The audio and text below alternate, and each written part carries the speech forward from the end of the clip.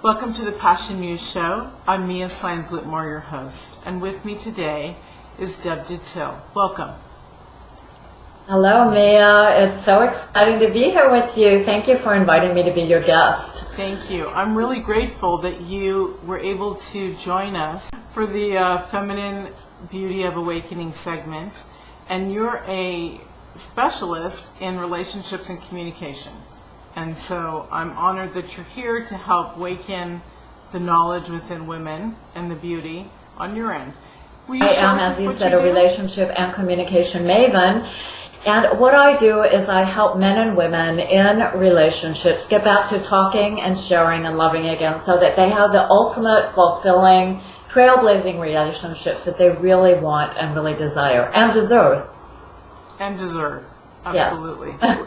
And that's part of what this series is, this awakening series, is so that men and women can be all that they truly are, which helps allow the male to feel secure and to come in to our space and to support us as we support them. So it's a beautiful interchange of exchanges. Yes, it definitely is. And communication is so vital in any relationship, whether it's a parent and a child, female sisterhood, male and female. Will you share some of your techniques and processes to basically also awaken the woman, to let her know that what she is saying is valuable and that it's important, and she has a right to communicate to her mate, to any man, to any woman, to any person, exactly what she feels. And also remember, ladies, that we need to take responsibility for the way in which we communicate. So, meaning we're here to always put on our best and be our best. Yes, that's a very, very interesting question. And what I work with the way I proceed is first I ask my clients, what is your image of the ideal communicator? What is your ideal image of you in a relationship? How do you want to show up? How do you want to be? And once that's established, we then work on building the gap between how we really show up and who we really want to be and how we want to communicate, because sometimes it's not the same. So we work on things, a lot of limiting beliefs. There's so many limiting beliefs that start with the classic, women should or children should be seen and not heard. Or women might be overly responsible for so many things because of our lifestyle, because of single mothers, because of the career women, just because of society today. And we get all of these limiting beliefs of how we should be. Right.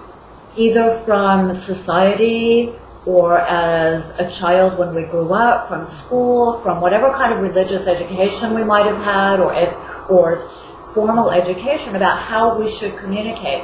Right. Then men also respond to that in their own way, and it can get really sticky and tricky sometimes because we don't understand how each person communicates, and we also end up being what I call bossed around by your emotions and your internal chain of commands and these limiting beliefs. And those, what bosses us around is really the programming and the paradigm in which we've allowed ourselves to live. When we recognize that we do actually have programming in our head, and we've put ourselves in a box or a paradigm type situation, then when we recognize that, we can hop out of the box, hop out of the reprogramming, and it is hard. It's not an easy thing, but nothing that's worth anything in life is totally easy. Relationships can be easy if it's meant, obviously, but there's still always that nurturing. So why not nurture us individually? There you go. And that's really true. Sometimes we forget to nurture ourselves first, or to have that generosity with ourselves. And it's sort of beneath the guise of, am I selfish if I think of myself first? Well, if you think of the typical example in an airliner, in an airplane, Yes. they always say put on your oxygen mask first so that you can help other people. Right. And it's really quite a metaphor for anybody, not just women, but to take care of yourself first, because if you're at the helm of your ship and you're not healthy and you have your own issues going on, how available are you really for a relationship, any kind of relationship, for your children, for your partner, for your professional relationships, if you have a lot of internal things guiding you and not serving you? Right, right.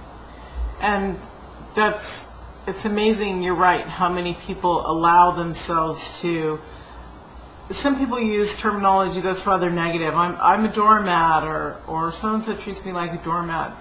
Well, as we grow and become more awakened, we realize that nobody treats us any way that we don't want them to. That's true. And self-examination is a big part of that. It's all a part of relationships. It's a part of your intercore relationship with yourself. If you can't examine what's going on with you, your programming, how you want to live your life, who you want to be, how you want to show up in the world, what kind of partner you want, what kind of lifestyle you want, if you can't identify any of those, then you need to, because it's hard work, but it's beautiful. And when I say it's hard work, I'm only saying that because people that I've worked with, some embrace it and love it, I'm sure, as you've noticed with your work, and some put up the big stop sign almost, before the get-go. But it's scary, because a lot of people say they want to work on themselves. Right. Except that when we start asking the really challenging questions, the ones that are scary, the ones that dig a little bit deeper, that maybe we're not ready to hear, some people just dig in their heels, because it's easier. It serves some people some way to not be responsible for things. And until they make that conscious decision. Right, yes. And do you think that it goes back to, I believe it would, to childhood, how we're raised, how we interact with our teachers, our parents, our peers, how we allow them when we're little, which is all part of our programming, how we allow them to teach us from birth to 18. That's so true. That reminds me of, I lived in France for many years, as you know, and I was having this conversation with a little girl and her aunt. And I was talking to the little girl, and she kept looking at her shoes like this, because every time I asked her a question, her aunt would answer for her. She was like 6 or 7 years old. And finally, I did it with a little bit of humor, but I said, gosh, I think you guys have the same name? I think she can answer the questions. And she just like lit up, like, somebody's listening to me. And I felt so bad, because these are the kind of things that I'm sure her aunt had nothing but all the best intentions. It's just sort of autopilot. Yes. These habits, but we transmit them to our children, especially to little girls, but little boys as well. And then we grow up thinking, well, nobody listens to me. Right. Whatever I say isn't important, or I'm afraid to say it because somebody will contradict me. It goes back to the seen and not heard. I recall that so much growing up in my era, that I think that by the time I had children, and maybe even before, people were starting to say, we're not going to do that to our children. We're going to embrace their uniqueness. We want to hear what they have to say. We want them to be a part of the family conversation. They don't have to be quiet. They don't have to hide in their room. They can play out in the living room. They can be a part of the family dynamics. Have a say, have a word, and feel important, because feeling important is valuable. If you grow up hidden under a bushel, you can't really shine your light until you discover that moment when you actually can shine your light. Exactly, and that's so true, because we say that relationships are the reflection in the mirror of who we are. And if our light isn't shining back from the other person, from our parents, then we get that impression that we don't have a light to shine, that we're not worthy, that we're not valuable, and our gifts just may not ever see the light of day, which is a shame, isn't it? It is a shame. It is a shame. Yeah. There is a compatibility index program that you use with your clients. Would you like to share that with us? Oh, I would love to. Thank you for asking. The Compatibility Index is this amazing assessment tool. It's an online assessment. It takes about 20 minutes. And what it does is it measures your levels of energy, and it really pinpoints how much energy a person might be spending under stress. We don't show up under stress all the time. How much energy people might be spending in a stressful situation, reacting with conflict or making excuses, saying yes when they really mean no, being overly responsible when it just is building resentment because they're not able to express themselves. And so this assessment really shows the client where obstacles are, and then together we come up with strategies to clear out those old paradigms and replace them with patterns that work, with communication skills that serve you, with ways of showing up all the time. And the beauty of knowing your energy levels is not only do you know them for yourself, there are really great benefits. One of them is you know it for yourself. When you start utilizing your own energy levels in a very positive way that serves you, yes, you find that you start creating your life instead of life taking over. Right. Things happen. Yes. And in your relationships, what's is that no matter what the relationship, if you notice what somebody else's energy level might be, then you can adjust your communication style so that you have the most suitable, effective communication with that person. And that's really where it's really a beautiful tool to help you learn those different energy levels. And it's for relationship, I love it. I just love it. You know, it's that old saying or new saying that's been revived. You don't know what you know until you know. And so there were many times when I was wanting to change before I had my huge burst through.